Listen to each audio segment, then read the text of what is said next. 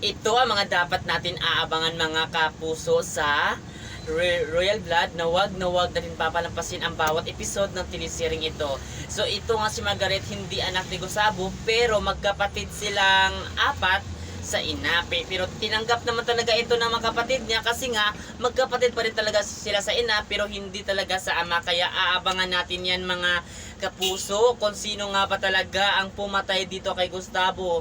Desidido talaga itong sinapoy na malaman kung sino nga ba talaga ang totoong kumitil, pumatay sa buhay ng kanyang ama na si Gustavo. Kaya aabangan natin yan mga kapuso kasi itong sinapoy talaga mahal niya ang kaniyang ama kahit na mayroon silang hindi pagkakaintindihan pero hindi naman siguro aabot sa papatayin niya itong kaniyang ama. Kaya nga siya naghahanap talaga ng naghahanap ng ebidensya kung sino ang makapagpapatunay na taong pumatay sa kaniyang ama. Kasi kung mangyayari talaga na isa sa kaniyang kapatid ang pumatay sa kaniyang ama, talagang hindi magdadalawang isip itong sinapoy. Kasi nga buhay ang pinag-uusapan dito, buhay ng kaniyang ama na pinatay ng taong abusado at kriminal. Kung malaman talaga niya ito, hindi siya magdadalawang isip na ipakulong ang abusado na ito. Kaya aabangan natin yan.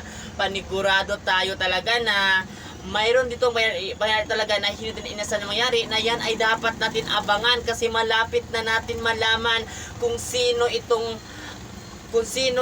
abusado, kriminal na ito na pumatay dito kay Gustavo. Kasi alam naman natin na ang rason kaya pinatay itong si Gustavo dahil sa pera, dahil sa yaman ni Gustavo. Kaya yun, napatay ng isang abusado ito. Kaya aabangan natin yan mga kapuso dito sa Royal Blood na malapit na magtapos, at lahat ng ito ay ating aabangan dito sa teleseryeng ito.